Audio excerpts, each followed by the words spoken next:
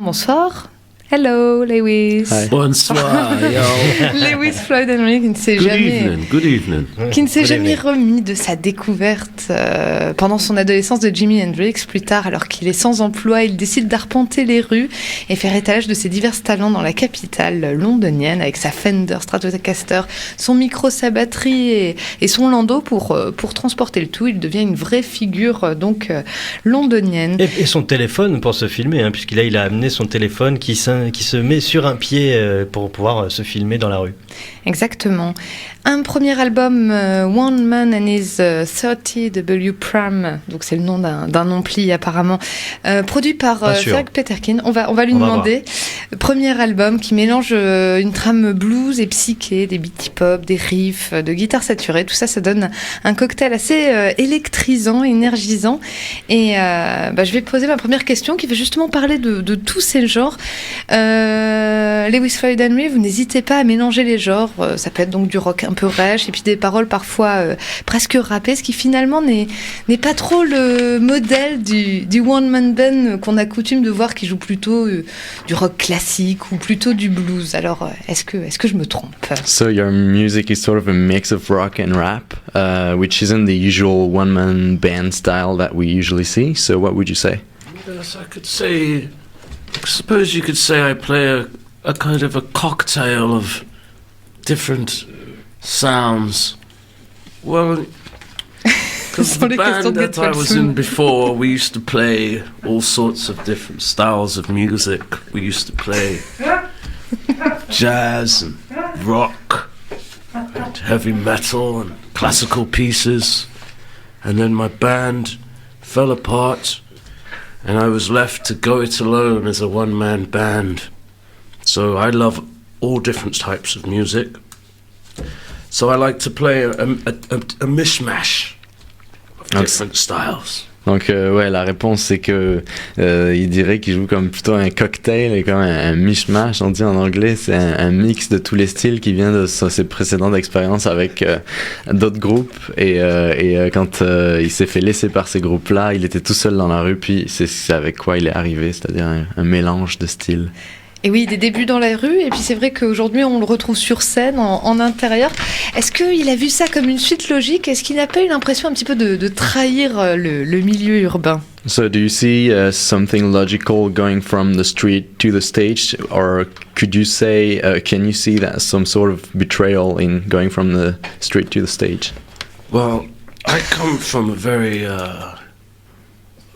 unorthodox background when it comes to expressing myself. I started out as I didn't start out as a one-man band, or I used to be in bands before, but then I got more into my artwork, and subsequently I started to get into graffiti art, and I used to do a lot of work, graffiti work on the walls around the streets, up on top of rooftops, and I got a great deal of satisfaction from creating masterpieces out in the street, not in galleries. So when I was in a band called Known, we used to busk on the street as a free piece, like the Jimi Hendrix Experience.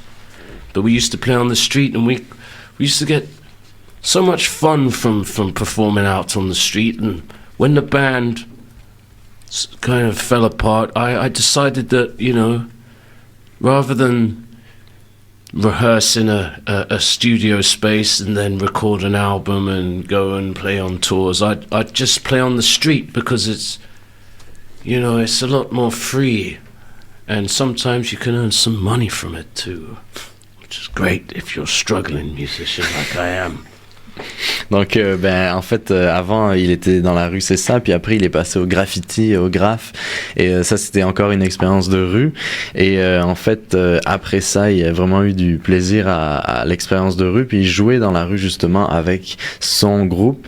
Et il a vraiment beaucoup aimé ça. Mais quand son groupe l'a quitté, encore une fois, c'est comme il nous disait tout à l'heure, il a dû faire tout seul. Mais c'est juste qu'il voit quelque chose passer sur la scène, quelque chose comme aussi son gagne-pain, donc c'est une étape nécessaire là-dedans. Alors vous parlez aussi du sentiment d'insécurité dans la rue, vous en parlez un peu. Est-ce que ça provoque quelque chose sur votre musique, ce sentiment d'insécurité? So this feeling of being insecure out there in the street, how does it impact your music? Oh, it's a good word. I often feel it. Every time I go out and play on the street, I feel vulnerable. You know, I'm aware that it's very unusual. It's a very unusual thing that I'm doing, playing on the street. You know, you place yourself there like a sitting target. You know, that you don't know what to expect, but all you can do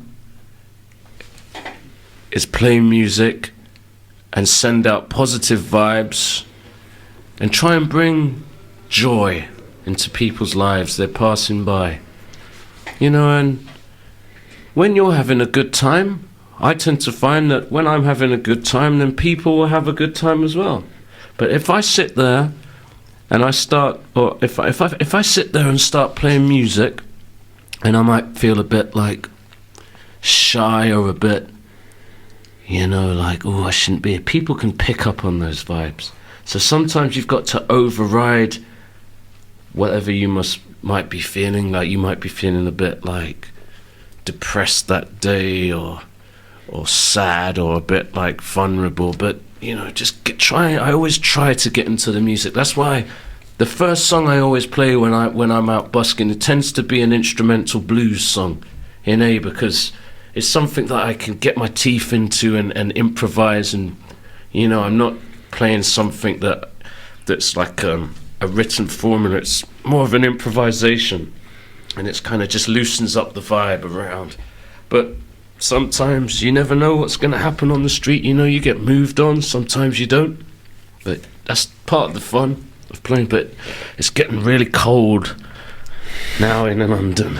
It's really cold. That's why I'm really thankful that I've been, you know, my French agent Jean-Luc, he's booked me some shows in October and November to get me off of the cold streets.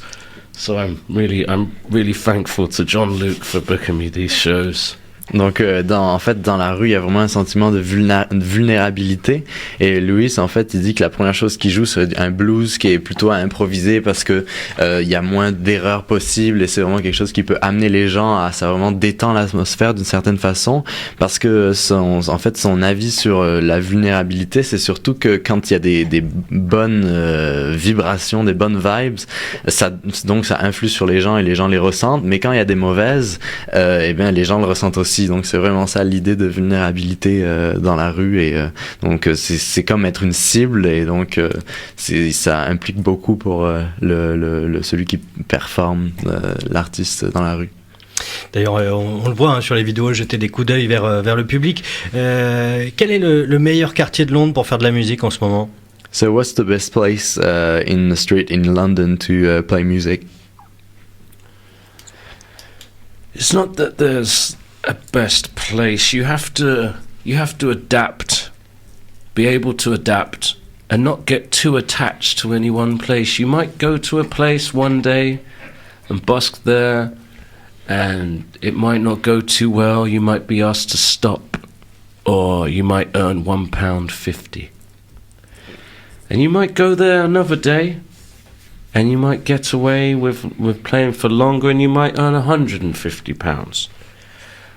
You know, and I try to move around. That's why I've kind of ditched my pram, and now I ride a bicycle, and I'm looking into getting an electric wheel. Could you explain what your pram is? A pram is something that you push a baby in. Okay. Is that okay? So when my first album was called One Man and His 30-watt pram. The W stands for watts in amplification. When you have a Marshall stack, it's 100 watts, and you have 100 with a W. The W stands for watts, wattage, like projection of sound. So I used to put my amplifier, my busking amp, which was 30 watts, into my pram with my drums, and that's why it got the nickname a 30-watt pram. But like I like busking and recently I've been doing a lot of busking because I've been broke, you know, I haven't had that much money. So I've been busking in Portobello Road is a good place.